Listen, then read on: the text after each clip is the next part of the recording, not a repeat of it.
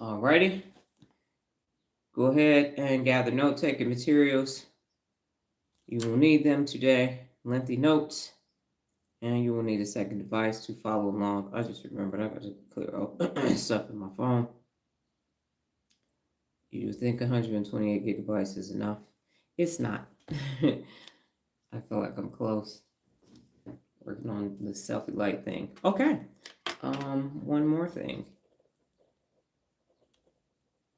You will need a second device. You will go to the turnarounddoctor.com and you will go to the 74 Principles of World Leadership. Scroll down to the end section because that is what we will be covering. And it will be number 5, smile and laugh often. With that being said, go ahead on your own and take 3 deep breaths in and out. Let the brain know we are getting ready to use it por la hoy today.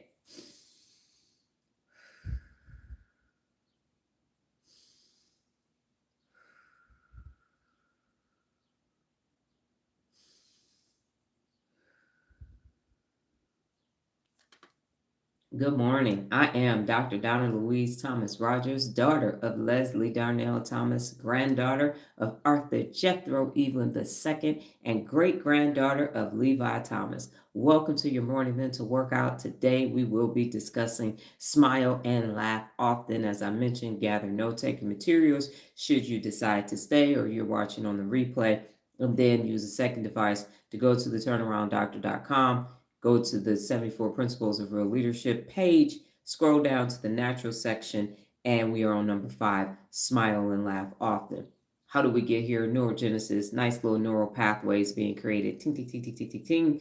And then those neurons take their nice little way and start forming pathways. We call those neural pathways neuroplasticity, and that's the brain's ability to wire itself to perform certain actions and have certain behaviors. And then neuropability is the combination of those 74 principles of real leadership, as well as the theory of personal accountability. You put that together, stir it up in a nice little brain stew, and it is called neuropability. That is the brain's ability to wire itself to use every last one of them 74 principles of real leadership and combine it, and then what do you end up with? Unlimited neural pathways for you to be able to hold yourself personally accountable every single day to become your best every single day.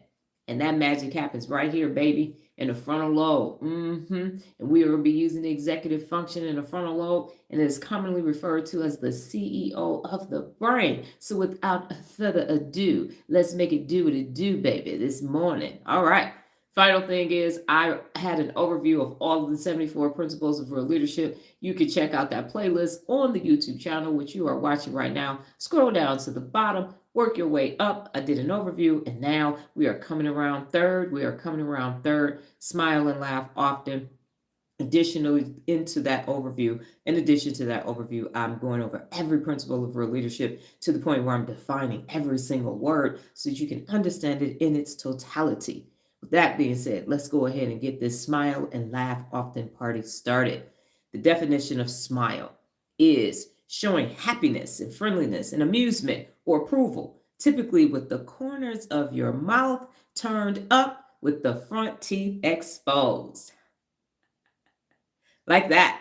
That is an actual smile. And I forgot, let me see if I have my thing here for the actual real type of smile, not dignity. Yeah, it's called a Duchenne smile, where it is actually genuine. And so when you want to know if someone is actually smiling correctly, then what will happen is their eyes will be smiling too. So somebody goes, that's not a real smile, but the actual Duchenne smile is, and you can see it, the eyes light up and everything. So it's actually in the eyes. Don't pay attention to that. Dead eyes means a dead smile.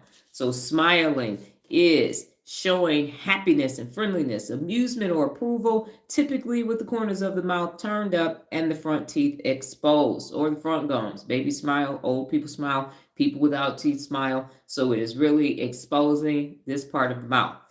The next word is and. And is used to connect words of the same part of speech, clauses, or sentences that are to be taken jointly. So smile and laugh. Smile and laugh. You can put those two together. Conjunction, junction, what's your function? Okay, anyway, you'll put it together. And then laugh.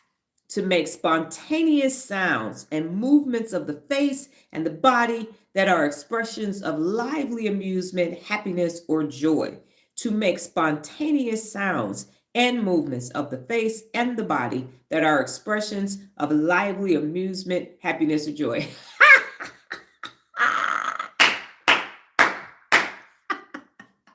Woo! You're killing me. You are killing me. Yes, that is smiling with the douching smile and laughing, sounds, body, everything. Good morning. Everything is like, this is hilarious. You get that clap going. Do it again, do it again, do it. You killing me?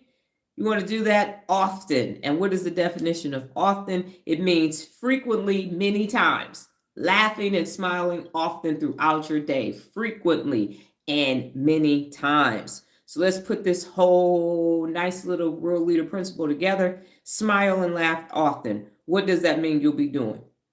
Typically used as a piece of advice or guiding principle for a positive and joyful life. So you are smiling and laughing often, good morning, so that you can have a positive and enjoyable life, a joyful life. You can enjoy life. So when you smile and laugh often, it means frequently expressing happiness, joy, or friendliness through the acts of smiling and laughing. So right now, go ahead and smile. Don't go do a douche and smile. So your eyes are and just automatically, and what that is doing, I'm gonna get to it later, but you're actually emitting dopamine and serotonin, which are neurotransmitters, and you should feel differently. You should feel differently when you actually have a genuine smile. And it encourages maintaining a positive attitude, spreading kindness, and finding joy in everyday moments. In everyday moments. When Nola and I are around the house, I would just crack a joke, do something, do some impressions or something. She actually has this great sense of humor as well, just in the day. Not because we watched something, not because we went somewhere, but just because, just cracking jokes. Just cracking jokes and making fun and enjoying and making lightheartedness of things that take place. So there is a deeper interpretation of smile often and laugh often. And here is that interpretation. So smile often. Make a habit of showing warmth, kindness, or contentment. Smiling not only improves your mood, but it can uplift others around you. So you are doing it for yourself, and because smiling is contagious, the people around you will start to smile too. And then laugh often. Embrace humor, joy, and lightheartedness. When I was in Toastmasters, we used to have a speech that actually had you do humor. And then we had the Tall Tales contest, which is just a big old giant lie. And people really had fun with that and animated with that as well. I did the Tall Tales contest, and it was about somebody stealing my doggone Gucci shoes. And so it was actually pretty funny. I got second place at the district contest. But anyway, laugh often. So you're going to embrace humor, joy, and lightheartedness. And laughing relieves stress. It connects people and it promotes emotional well-being.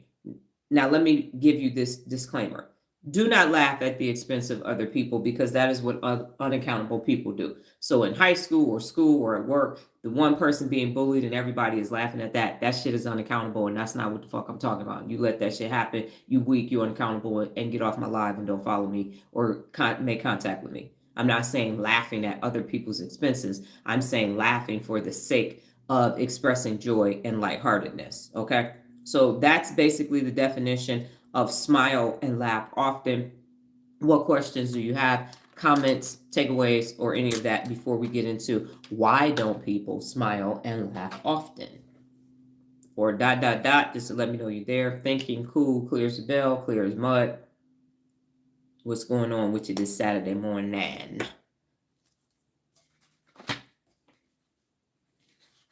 And let's put this back now.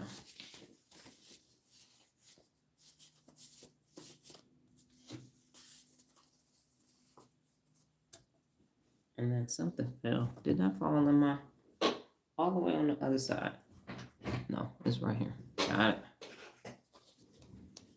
My flash drive. And if you haven't done so already, go ahead and vote in the poll question. But like, share. I got you, babe. Are we there? Is this thing on? Let me check.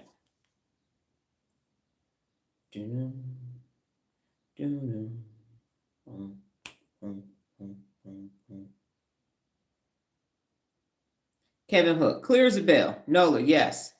I got you, baby. I got you, baby. Okay. All right. I was about to sing something else, but okay. I don't want you two to be saying I can't sing other people's songs, even though I do it every day. Y'all know 95% of my brain is song lyrics. Okay. Why don't people smile and laugh often? Great question, Dr. Donna. Present that question to the group. Group, why do you believe that people don't smile and laugh often? Why is that?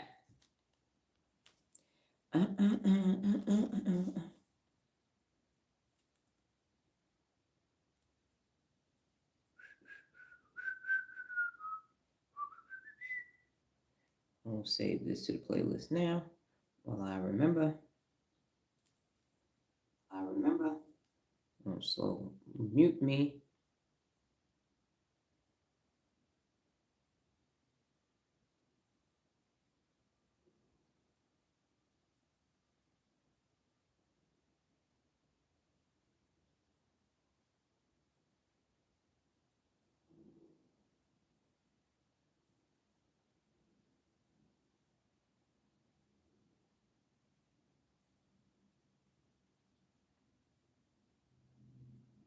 I'm typing my answer.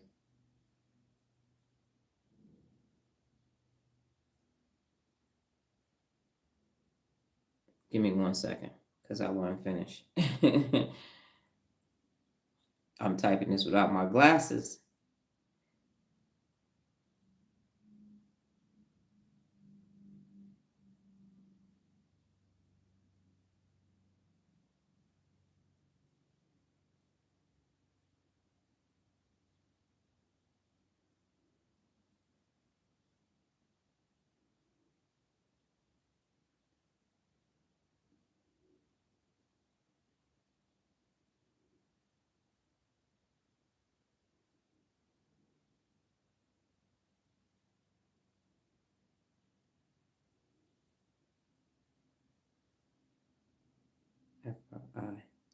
I think I spelled that right. Okay. There we go. Kevin said they were born without a funny bone. Right. Because they just don't know. And then smiling is the key to a stress-free existence. And smiles are also contagious, just like yawns. And I said, because they live, it should have been boring. Boring lives filled with comfort. That should have been stuck Malise and stands. See, that's what you got to autocorrect. I don't use my tablet enough, but it's because they live boring lives with filled with comfort, stuck Malise and stands. Okay. So what are my other answers for today? Number one, let me see what this is held for review. Okay, Nola, you're gonna have to rephrase that. Nola said they are too uptight. They blank up their blank. All right. Yeah. So I'm gonna hide that, and if you could do the PG version of that. All right. Why don't people smile and laugh often? Number one answer: stress and anxiety. Stress and anxiety. Daily life pressures, work, finances, health, relationships, all can weigh heavily on people. So that daily stress, all the negativity bias that you experience day in and day out, and day in and day out, and day in and day out, day in and day out, causes you, as Kevin said, to not have, thank you, Nola, people are too rigid. That's what it is.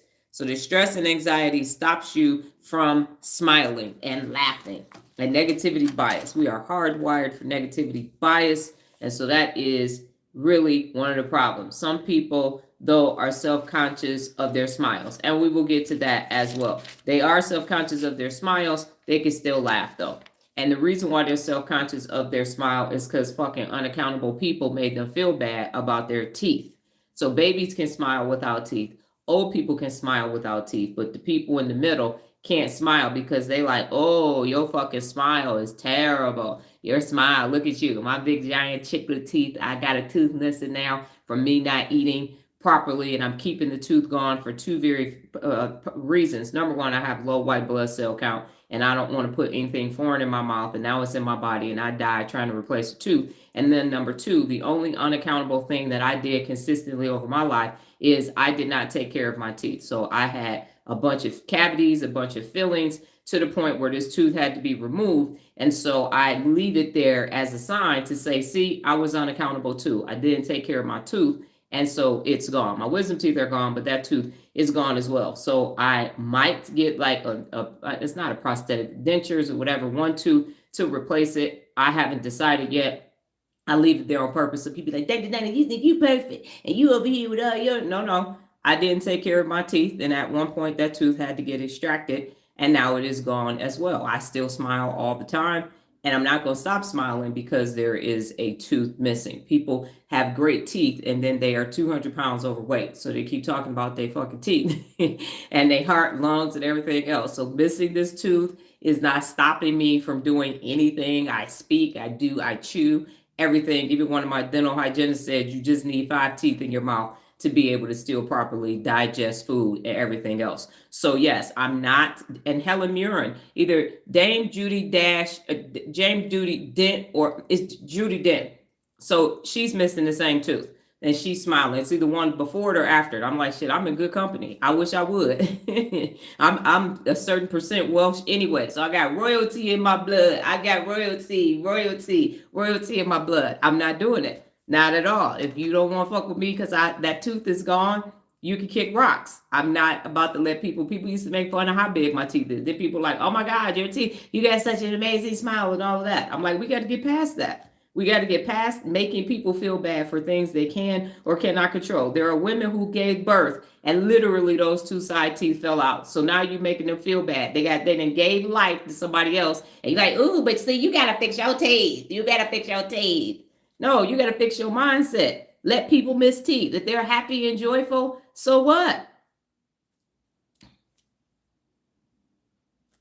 I am. I will continue to smile on. I vacillated back and forth. I was like, oh my God, what are people going to say about my teeth? I miss teeth. It must have been you poor. Let me tell you something. Dr. Thompson, my actual healthcare provider that doesn't take insurance or nothing else, he literally is missing all of these teeth on this side. And to see him, your first visit is $450 to just go see him, to see what's happening with your blood and everything else. He missing this whole, he will talk to you if he got like 5 teeth on this side. $500. We actually met a woman and she literally was missing some teeth, and she paid like several $100,000 cash for her condo that we were in there building furniture for. So that actually ain't true either. But it has been presented like, oh my goodness, you're missing some teeth, so you shouldn't smile. Smile. And then I used to have, you go look at earlier videos, this space used to be there. You got to go back to like 10, 11 years ago. And it closed up naturally and pushed my mouth closed. And so we didn't even notice it, my daughter and I, until one day watching an old video. I was like, dang, that space in between my tooth is gone. I didn't get my teeth bonded or nothing. So it's up to you. It's your personal choice to do what you want. But unaccountable people always trying to make you feel bad about some stuff that was or was not in your control so they could feel better. We're going to make fun of you because you're imperfect. I never said I was perfect. I'm just the baddest motherfucker walking the face of the planet Earth. That's how it is. So yes, I could go and get something. Even my hematologist said I could get an implant, but I'm just like, I don't want that metal inside my mouth. So we'll see. The jury is still out on that. But yeah, people don't smile because other people made them feel better. So you're not going to produce your own natural serotonin and dopamine because the motherfucker talking about your teeth. Your face is ugly. You ugly on the inside. So who cares if you got white, perfect, pearly white teeth? Anyway, that was a side note, but that's my whole point. I understand how people feel, and I'm missing the tooth on purpose and probably will not get it replaced. Michael Strahan, I don't think he got the space between his teeth fixed or not. Haven't seen him in a while, but he kept it for a minute. Okay. All right. So depression and mental health. Depression and mental health, anxiety, trauma, and other mental health challenges can make it difficult for someone to feel, express joy even when they want to. So because if you suffer from depression and mental health, and I had a friend for 10 years used to tell me that she just suffered depression. I'm like, why do you keep saying that? You keep saying it, it's going to happen. I know there are extreme cases. I am not a medical professional. My doctorate is in education. Go seek that. I am saying that the brain is plastic. There is research of stroke patients that are able to rewire their brain to be able to use the limbs and the body parts of the body that were impacted by the stroke to be able to start using them again. So the brain is a central processing unit for your entire body. You have the ability to wire your neural pathways. My daughter has mental illnesses you would never know, and she has the ability to be high functioning because of neuroplasticity and now neuropability. Number 3 is social or cultural norms. Here we go again with this social, cultural, family fucking norms again, stopping you from being grand. In some cultures or environments, showing feelings openly, expressing joy, may be seen as inappropriate, unprofessional, or weak. The Brits are famous for it. We're not going to show any emotion. You're going to stand here with these tea-stained teeth, and just look like this. So, yes, and they talk about us because we got big chiclet white, pearly white teeth is the thing. Then we go back and forth. But they don't smile. So it's not good, because when you smile and you laugh, you actually are releasing serotonin and dopamine. So they're stopping you from having happiness because we have to create this image. Even when I was in the military, I was still cracking jokes. The running password, I wanted it to be Honey Child. And Captain Libby said no, but I thought that was funny. I was like, sir, they're not going to think Honey Child. If you say honey, they're going to be like, shoe, boot. I'm like, Honey Child. Keep running on in to get back to the patrol base. He said no, but I thought it was hilarious. Always cracking jokes and bringing out joy in people to get that going. It empowers people. It makes people feel good. And you can change the situation. Be a thermostat, not a thermometer, is one of the 74 principles of real leadership. And it's that way on purpose, because thermostats they set the temperature. They don't take the temperature. So by smiling and laughing, you can actually change the energy or what's taking place in a situation. So unaccountable people and their cultural norms and their behaviors, like Nola said, they're too rigid, they're prudes. Kevin said they weren't born with a funny bone, and I'm saying, fuck you if you don't want to be funny. Number 4, personal insecurity or low self-esteem. Personal insecurity or low self-esteem. People who feel uncomfortable with themselves or worry about how they are perceived may suppress natural expressions like smiling or laughing. People who feel uncomfortable with themselves or are worried about how they may be perceived suppress natural expressions like smiling or laughing. So they're not going to do it. Oh no, I can't. I'm not going to. I am over here fly. I am so demure. Look at me, darling. I might go. Yes, it's so funny, but never. You're so funny. Not going to do all that. Ain't going to do that clap, snapping, laughing at all. And if you have low self-esteem, you want to just make it seem like, yeah, I ain't laughing at that shit. That shit ain't funny. You know what I'm saying? I'm over here. I'm hard and shit. I'm full my arms. I ain't laughing. Punks laugh. No. People who want endorphin, want serotonin and dopamine, these neurotransmitters, they laugh because it's good for you. The brain appreciates it. Number 5, negative environments. Anybody ever been in a negative environment before? I lived in a negative environment. I spent a lot of years around my stuck belief. So negative environments, toxic workplaces, unstable families. That's my immediate family sitting right there. Or unsafe communities can stifle emotional expression. So if you work in a toxic environment, you live in a toxic environment, and you live in a toxic community, guess what you're not about to be doing? Smiling and laughing. Because somebody catch you slipping in the hood, they might come up and run up on you. You know what I'm saying? So you're like, no, I ain't laughing right now. I'm looking out and be on the lookout. That's what I'm going to do. But I definitely ain't going to smile and laugh. People be thinking I'm soft as warm butter. Not doing that over here. All that's smiling and shit. What you doing? You think I'm a punk? No, just give yourself some serotonin and some dopamine. That's all. And then it's hard to smile when you feel unsafe or unwelcome. If you are in an unsafe environment, it is hard to smile. If you are in an unwelcome environment, and I mentioned that the other day, my entire military career, there was always a European American male fucking with me. So I didn't smile as much. We got pictures of me not smiling as much. In my home, I didn't smile. I could smile for pictures and things outside of the home, but inside the home, not so much, because it was making sure, slowly but surely, it's trying to take the joy from little Dee. Shit didn't work, but they were still trying to do it. Isn't crazy how the simpler things to have a good day, aka just smile and be happy, are so hard to do. It is because of negativity bias. So negativity bias says I got to wake up every day looking for the threat. Saber-tooth tiger, where is it? Let me go doom scroll. Let me go look for the threat to make sure that I can stay in my comfort zone and I can be safe. So people seek out threats so they don't have to change. No, you can't go back to school because student loans. And they didn't get the student loans to Walmart. So Walmart is going to be funding the student loans now. And you can't trust Walmart. Shit, they be running out of stuff. They might run out of money. So no, you can't go back to school. The Pell Grants and stuff, because the government is a virus right now. And if you try to get a Pell Grant or something, or a fellowship, something, they really changing them and they cracking down on those grants and those fellowships. So no, I'm not going to go back to school. I'm going to just still stay here and just keep working at McDonald's, even though they won't raise the minimum wage and stuff. Because see, if they just raise the minimum wage, then I wouldn't have to do anything. I could just, why you can't be making $30 an hour making Big Macs? I mean, why people, they make more than $30 an hour making the Big Mac. So why can't I just do that? And so people just use the negativity bias so they can stay stuck. And that means I can't smile. I can't do any of that, because if I start being happy, then that might make me actually leave the comfort zone and go do something grand. So, and I don't know if I'm going to keep being happy, because that's temporary. But this right here, this stuck belief, this is my regular. I'm used to this dumb shit. Good morning, Graham. So negative environments will ensure that you are not going to smile. Doom scrolling is going to ensure that you are not going to smile and laugh. Number 6, habit or conditioning. Habit or conditioning. Some people simply are not used to smiling or laughing. As Nola said, too rigid. You grow up in this very strict household. Maybe it's religious based or something like that. And now culturally, you're just like, nope, we're not smiling. We don't smile over here. What you doing smiling? You can't be happy. The world's going to hell in a handbasket. Why you smiling? Stop smiling. You better not laugh.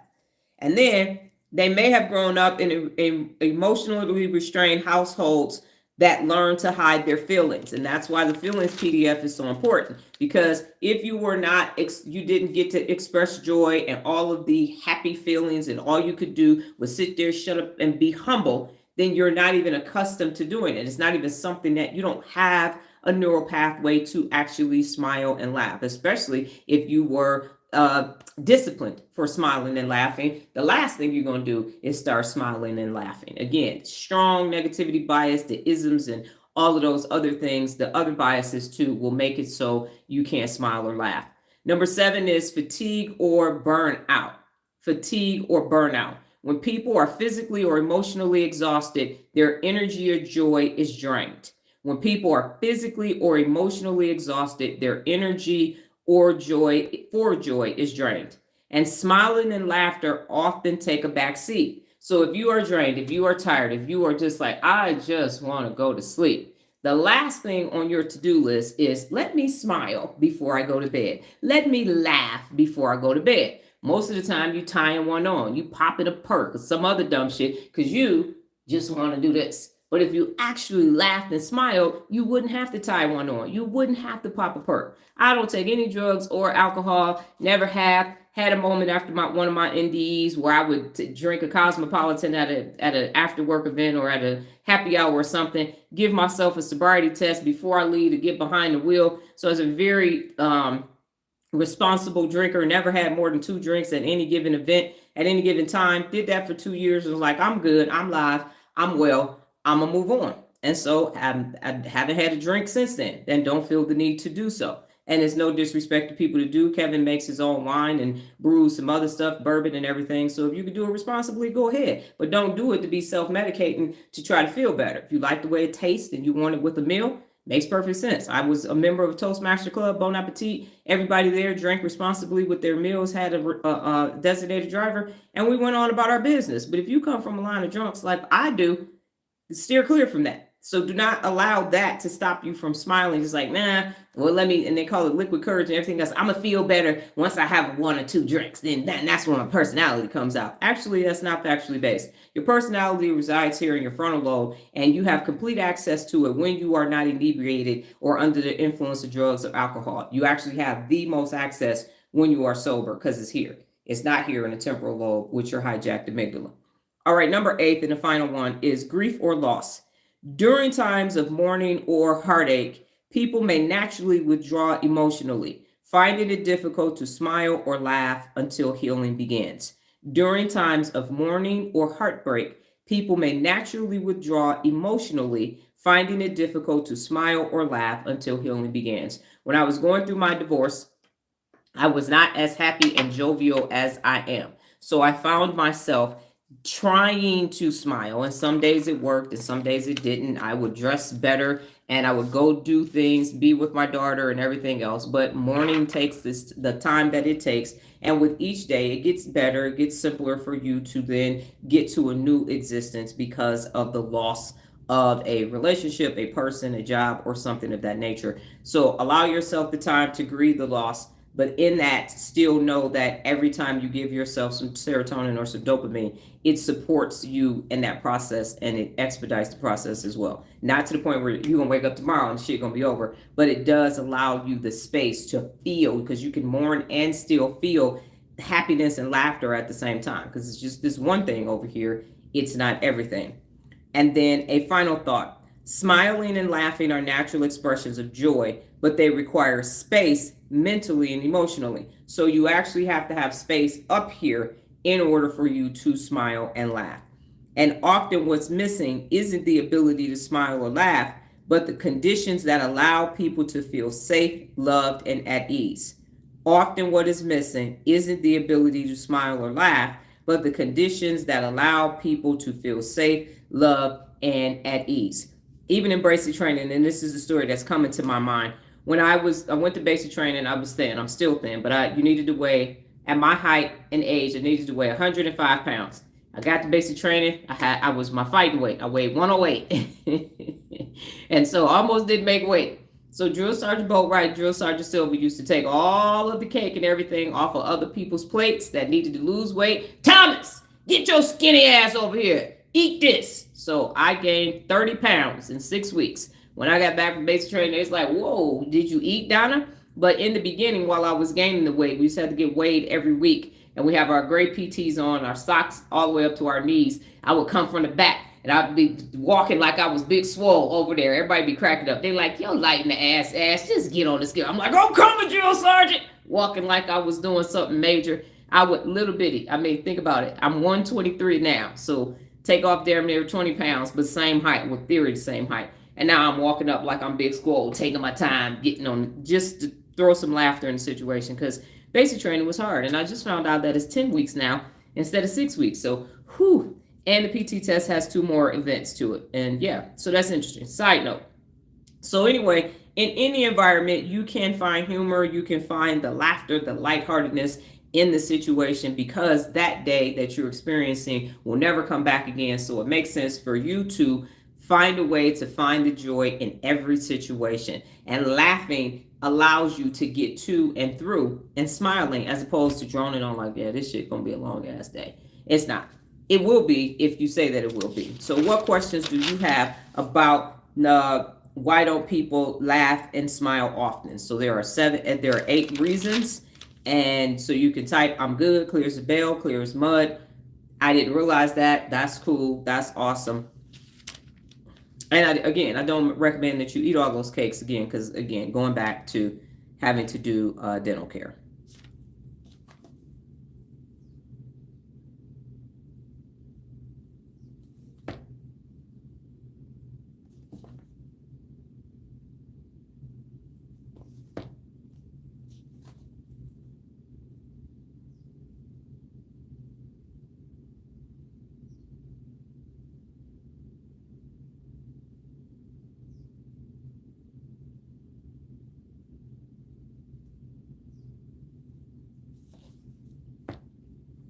Okay. Kevin asked that I repeat number 2.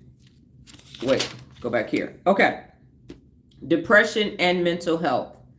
Depression, anxiety, trauma, and other mental health challenges can make it difficult for someone to feel or express joy even when they want to.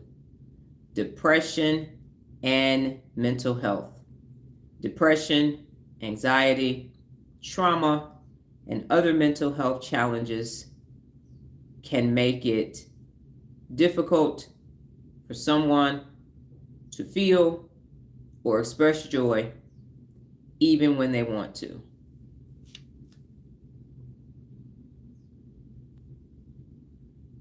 And Nola and I had this conversation about clear as a bell or clear as mud. And she was like, a bell isn't clear. You can't see through it. My pleasure. And I said, no, it's the sound of a bell. So it's not that you can see through the bell, but the sound of the bell, ding, ding, ding, ding, ding, it becomes extremely clear. That's what I think I got that from the Army, if I'm not mistaken. All right. Now, 9 ways. If you haven't done so, go ahead and vote in the poll questions. The poll question, because there's only one.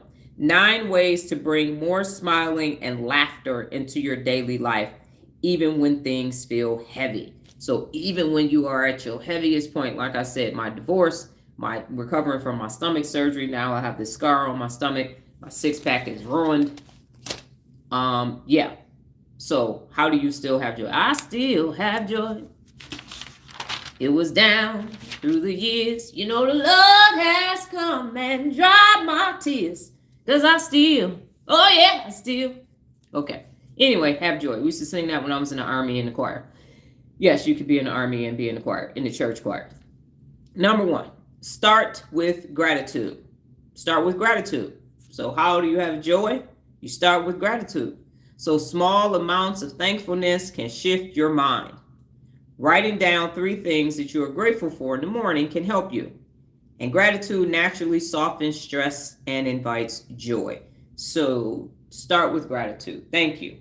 Thank you for the rest of the teeth in my mouth. Thank you for my soft, amazing skin. No, thank you for my brain, because this is how everything works. So small amount of thankfulness can shift your mind. Writing down 3 things that you're grateful for in the morning works. And gratitude naturally softens stress and invites joy. And here's the thing that I do. When we are experiencing shit show palooza, most of the time this happens in my daughter's business, because what I do is pretty much on autopilot. Every now and then there's a hiccup online. Somebody might say some dumb shit to me on Instagram or Threads, and I got to go ham on them or delete them. Either way, most of the time I say there's a lesson in this. So let's look at the lesson in it. And when you shift your mindset to this is a shit show, so it's going to turn into Shinola, and you start to look for the lesson, and once the lesson is over, you can say, ooh, thank you. I was able to get that done. Look at that. I got a new skill. I got some new information. I found out what works, what doesn't work. Now you can be grateful for that, and you can experience joy because there was this problem, and you were able to solve it. Yesterday, we had a bed that normally would take Nola 30 minutes, 35 minutes put together. We was there 2 hours because the slats were too damn long. Once again, fucking manufacturer defect, because people switching where they get this shit manufactured at. So we are at the end user with the customer. And second time, we didn't put a bed together that we already put together before. And there's all these manufacturing defects. Found a workaround. It's always somebody got a family coming in, got to get it done. And yeah, the manufacturing defects are insane right now. But when it was all said and done, the client was happy. We're happy. The bed works. It's fully functioning. It's tight. And now we have new methods and new workarounds for that. So you can experience joy in that because problem solved. Number 2, seek out humor. So sometimes you have to go and seek it out. It's not coming to you. So you need to go and seek it out. So watch something funny or spend time with people who make you laugh, because laughter is contagious. So just like negativity is contagious, laughter is contagious, work ethic is contagious. Everything that people do is contagious. So you can literally decide who you're going to have in your life based upon whether you are personally accountable or you're personally unaccountable. If you're unaccountable, you're going to resonate with the negative people because they have negativity bias. And if you are personally accountable, you resonate with us because we have neuropability and that we don't have any biases, or working towards eliminating most of them or all of them. Because we could have a bias against unaccountable people. Let me noodle on that. Anyway, number 3 is relax your body. So if you're doing like this, you can't smile. You're going to be like this. That's not going to work. So physical tension can block emotional ease, so or feel it. So you just want to relax your body. You just want to chill. You know what I'm saying? Just sit back in a chair, relax. Don't have your legs crossed, your arms crossed, your eyes crossed. Don't do that. Okay? Try deep breathing or stretching or yoga. And smiling is easier when your body is calm. If you're doing like this, you can't smile. But if you go, it's simpler. Okay? So think of it in that capacity. A relaxed body is a smiling body.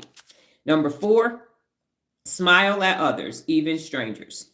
Smile at others, even strangers. Smiling is the universal language. Very few people gonna go if you do that. So most of the time, if you smile at someone, because of NLP and mirror neurons, they will smile back at you. Smiling can feel fake at first, but the act alone can trigger genuine emotions. So smile when you greet someone and say thank you. And you may be surprised how often people smile back and how that lifts your spirit. So you can fake it. And if you keep doing it, a laugh will accompany it, but you have to get that neural pathway started. So if you're not used to smiling because you come from a rigid household, or you're coming out of trauma, a toxic situation, or something of that nature, some negativity bias, you have to start doing it so that the neural pathway can be created, so that the serotonin can start. And you do it enough, and the serotonin and dopamine like, hey, let's go over there. They smiling over there. And then they will run over there and create some synapses, and then next thing you know, you're connected, and now you're smiling at everything or multiple things. So you have to start smiling in order to start smiling. Number 5, spend time with joyful people. Get rid of the stins and the stuck malies. The stins are your stuck friends, and the stuck malies are your stuck family members. So don't spend time with them. You are not going to have a genuine laugh. You are going to be making fun of other people. You're going to be laughing at other people. They're going to be the butt of the jokes. You're going to be one family member. Yeah, you know, her ass is always over here. And then everybody laughs at Aunt Peggy. Ha, ha, ha, ha, ha. How does Aunt Peggy feel? Aunt Peggy don't feel good. I'm saying that because that has happened before, and I actually have an Aunt Peggy. So, yeah. Joyfulness, not at other people's expense. Surround yourself with those who uplift and encourage playfulness. That's what you do. And not, you too damn sensitive. Can't nobody say shit to your ass. No, you can, but not at my expense. I'm not going to be the butt of your jokes. That's not what's going to happen. You can also play with children, pets, or spend time with friends who don't take life too seriously. And have fun is actually one of the 74 principles of real leadership. And then their natural laughter and silliness are incredibly healing. So you actually can heal through laughter and smiling. You can laugh your way through the situation. Okay, number 6, do something playful or creative. Do something playful or creative. If we just took what I was saying and put it on paper, and I'm not the person delivering it, Neuropability, the principles of real leadership, this shit could be dry as burnt toast. And it could be as boring as watching paint dry on the wall at the DMV. You just like, when am I getting out of here? This is terrible. This is awful. Just tan paint on the wall. You're just looking at it. And it could be like Ferris Bueller's Day Off teacher. Bueller, Bueller, Bueller. So it could be very monotonous and mundane. But when I use all of my acting ability and stand-up comedy and my jovial personality, now you can experience new neural pathways, and you want to learn about your amazing brain. So joy lives in play and imagination. So me being a physical comic and being able to do all of these other things makes it so you can take this information in. You're learning without me saying, now we're going to be looking at the cerebral cortex, and the frontal lobe is this is the amygdala, and then this creates 2 neurons, and this is synapse. And now you have what they call neuroplasticity. Like, we ain't, you're going to go right to sleep.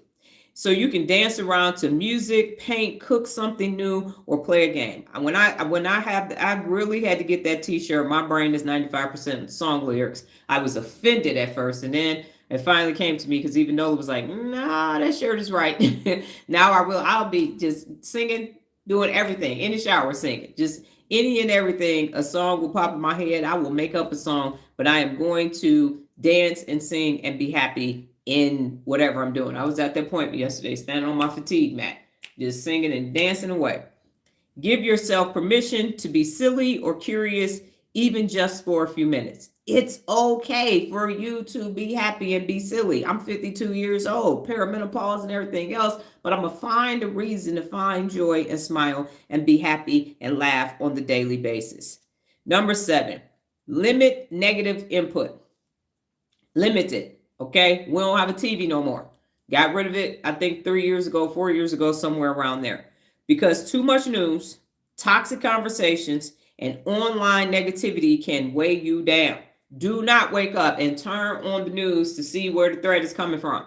Do not go, yeah, I'm going to just see for a minute. You will be 3 hours in, And now the whole world is going to hell in a handbasket, and you don't even want to look out your window because they coming to get you. Protect your mental space and curate what you consume. Okay? So protect it. We don't have a television, so we don't have 7 minutes worth of doggone commercials. We don't have live television because they have it on Prime, because we do have Amazon Prime. We have streaming and a projector, tablets and projectors. So the point is that live television is everybody's having that same experience at the same time.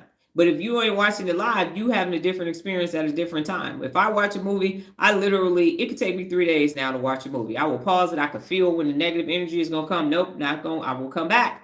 And now I'm watching it that it's not at the peak because I didn't watch it all the way through. So now I'm watching that and I move on because I'm going to be in control of what I'm consuming. And then you want to replace doom scrolling with something uplifting. And if you had my phone and you looked at what's on my phone, especially on Instagram, I have to train Instagram algorithm about once every 2 weeks to put up what I want. Right now, I'm looking at health and neuroscience things about the brain, but on the For You page, whatever it's called, the Explore page, you'll see brains, brains, brains, and then whatever celebrity or person is doing payola, that shit will be there. Be some rapper, some NBA person sitting in the middle of all this brain stuff. I'm like, come on, y'all. I ain't searched that. I don't even know who the hell this little boy, the young man is. I have no idea who that is. And now they sitting there in the middle of all this brain, these infographics about the brain and everything else. So that will get pushed in and you have to push it out. So you have to say, not interested, not interested, not interested. At one point, before I started studying the brain, my Explore page was yachts and horses and one more other thing. I forgot what it was. But yeah, and fast cars. Just so I wouldn't have to be inundated with people with inanimate objects. And it worked until I recently switched to the brain. So you want to, again, limit negative input. Too much news, toxic conversations, and online negativity can weigh you down. Protect your mental space and curate what you consume, and replace doom scrolling with something uplifting. And then number 8, talk it out. Sometimes we don't smile or laugh because something deeper is weighing us down.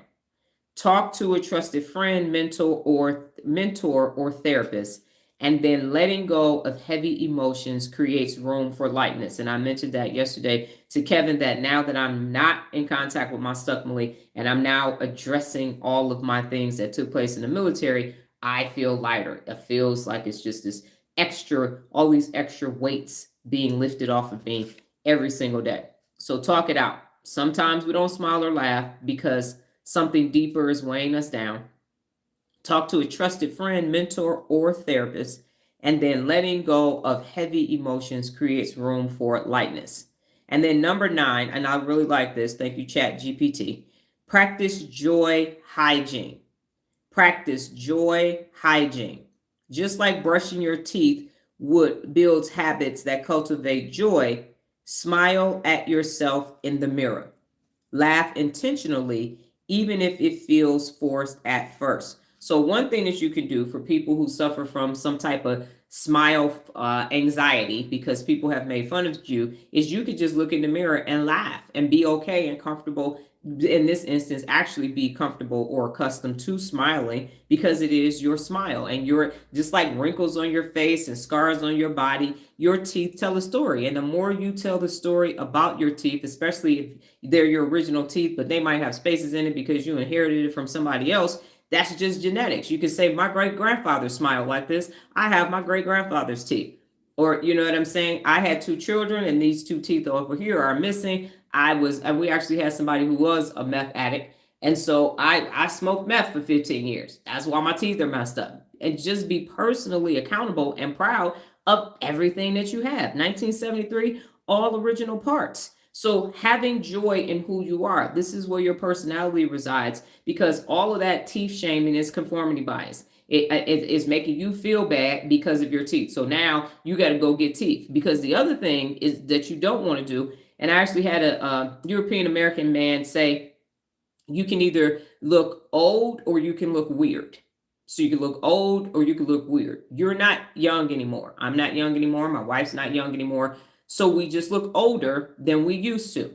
And you got to be okay with that, because what has also taken place is that people have been shamed into going to get these veneers and caps and everything on their teeth, and then they look like Jim Carrey from The Mask, and then they can't talk. So they went from a small minor issue to now they got these permanent ass teeth in their mouth, and you can't understand shit they saying because they already talk like this. They can't close your mouth, barely can chew and digest your food because your teeth are too big now for your mouth. And now you went from looking normal to in. And the other thing about it, if you decide to go get these new teeth, get an A2. Do not get an A1. Those are dental terms, okay? So what you have to realize is you are going to age. Even if you go do some dumb shit and start doing this, and those big ass white teeth are going to still be white, and the rest of you is going to be old. And then you really going to look crazy, okay? So get them. Normally, they will match it to the teeth that you keep so that it will match forever. And so now you got these old ass people with these white ass teeth, and they look even crazier than if they had just said, I know I want them wild with some pearly whites. And now they are actually white when no one's natural teeth are actually white. Even me, and I use peroxide and everything. There's discoloration because I'm 52 years old. These are my original teeth. So when you go and decide I'm going to fix my smile, okay, but just, get it a little bit bigger than what the teeth were, or when you get them replaced. Okay, that's just a side note. Again, your mouth, your choice, your smile. But at any rate, still smile. Still smile. So do not let people shame you into going to do something and now you don't look natural.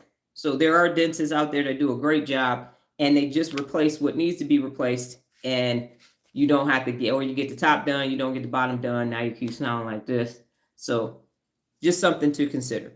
All right, the last thing is bonus brain bit. Smiling when it's forced releases dopamine and serotonin, as I have been mentioning throughout the live, and the brain feels, those are the brain feel good chemicals. So in this instance, fake it till you feel it can actually work. And as I mentioned, you don't necessarily have the neural pathway to smile and laugh often every day. So when you do it, you're training the neurons to go keep doing that. Go keep doing that. So you can create the neuroplasticity, which creates the neural pathway. So you're going to have to fake it until you feel it in this instance, because the serotonin and the dopamine is going to start. It's going to be like, hey, what is that? Oh, we like that. Oh, we got to go over here. They're smiling over here. It look like this. But they're getting it. So let's go over there. Let's send some dopamine and some serotonin over there. And before you know it, you'll go from to, if you keep doing it over and over and over again. So what questions do you have about the 9 ways for you to have more smiling and laughter in your life so that you can have it daily? Number 1, start with gratitude. Number 2, seek out humor. Number 3, relax your body. Number 4, smile at others. Number 5, spend time with joyful people. Number 6, do something playful or creative. Number 7, limit negative input. Number 8, instead of walk it out, talk it out. See, that was a song. I knew it, 95%. And then my favorite today is practice joy hygiene. Just like brushing your teeth, build habits that cultivate joy. Smile at yourself in the mirror. Laugh intentionally, even if it feels forced at first, because what you're doing is creating the new neural pathway for you to smile and laugh often. And you're going to get you some serotonin and some dopamine. Natural serotonin and dopamine, not forced.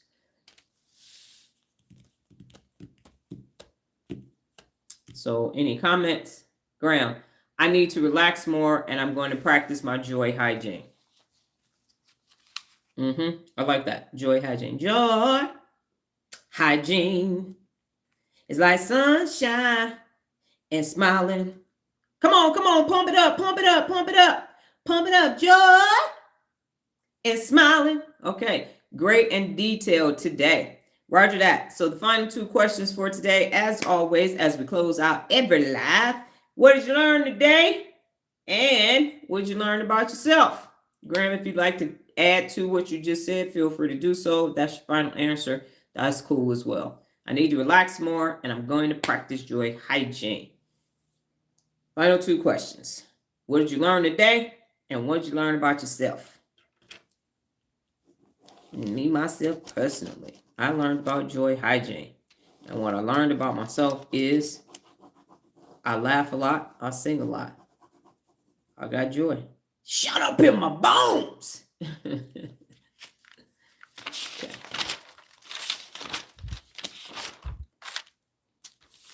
And I love Chat GPT. I tell you, that and Grok. My amazing offspring said, I learned about myself. I have always been able to smile and laugh often. She get it from her mama. She get it from her mama. Yes, my amazing child, you have been able to do that. Kevin said, today I learned the existence of joy hygiene. I like that. What you doing? I'm working on my joy hygiene today. Sure am. Yes, I am. And it's interesting because I'm watching myself now because I know what the delay is now. It is about 5 seconds. So now I won't be hurry up and answer the question. I know that there is a delay. I really like to smile and sing. They do that and do not allow unaccountable people to stop. Why your ass always smiling? Ain't shit funny? Yes, it is. Have you ever been on the receiving end of that? There you go, smiling again. You always laughing. What you laughing about this time? Listen here, negativity biased person trying to hijack my amygdala. Kick rocks.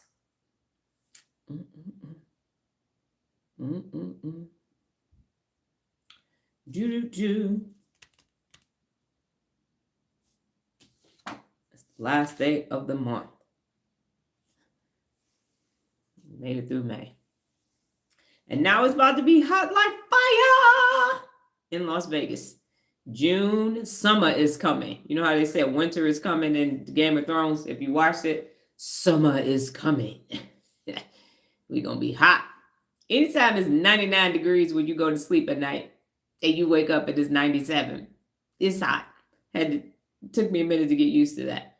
Graham, you said, I'd rather smile and fake happiness even when someone makes me upset because I don't want them to know they upset me. Yes, they are trying to hijack your amygdala, which is located in the limbic system here. When you do that, you stay in the frontal lobe, which allows you, and what you're actually doing is in the executive function, you have, the third one is escaping me, but your working memory, your inhibition control, and cognitive something, damn it. But your inhibition control is located in your executive function. So when you, it stops you from doing and saying things that you're going to regret later. So you're actually staying in your frontal lobe by doing that. Kevin, myself, I have to practice doing more morning gratitude on a daily basis. Yes, you do. And remember, gratitude is not being grateful that you have something that somebody else doesn't have.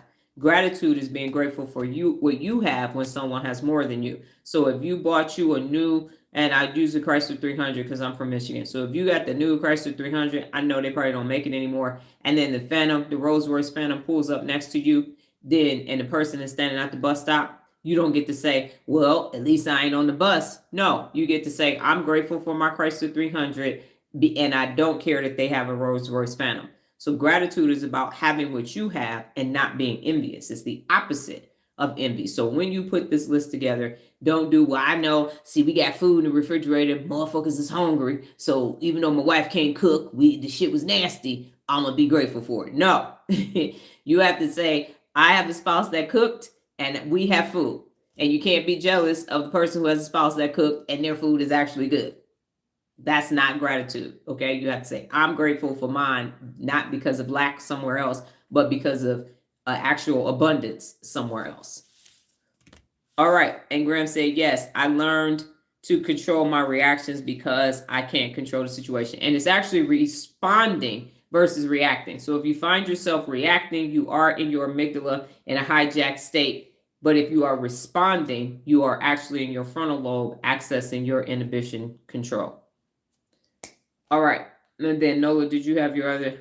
I learned anxiety could be a reason people don't smile and laugh often. Yes, that is correct. So what I like to say as I close today is that there is always a reason for something. When you had that Cardi B video, what was the reason? What was the reason? When she was on Love and Hip Hop. There actually is always a reason.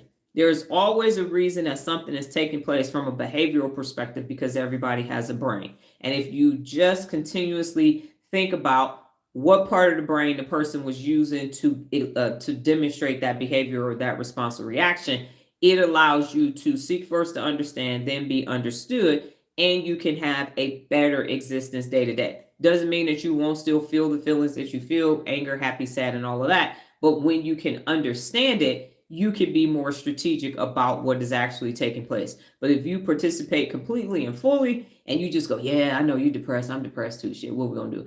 Fuck it. Let's just drink. No, we understand that, okay, you're depressed, but let's come over here and give you some serotonin and some dopamine. And once you get your smiling and laughing often neural pathway, you're going to prune the depression neural pathway. You're going to prune that. So you can't have both at the same time coexisting. So you're going to, when you say you're depressed, okay, cool, I need to do something that's going to make me laugh, that's going to make me have a natural serotonin and dopamine boost. And before long, you will have way less depression spurts and way more happy joy neural pathway to smiling and laughing often. You just keep using that neural pathway. And what happens naturally in the brain, use it or lose it. So if you don't use that neural pathway, you lose that neural pathway. Now you have to be strategic about it, and you have to say, hey, I'm not going to keep using this neural pathway to gossip about people. Whatever it is, I'm going to speak highly of people. The more you speak highly of people, the less you're going to be gossiping about those people. So this is a good principle of real leadership to have, because when I tell people about the principles of real leadership, it sounds like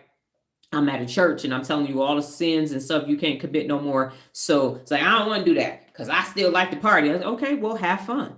You can't relax, have fun, take naps, smile, and laugh often are 4 of the 74 principles of real leadership. And that encompasses a great amount of things that you can actually do, because you do want to have this total fulfilled life. The unaccountables live in extremes. And so they're either negative as hell or they're tying one on, and there is no balance.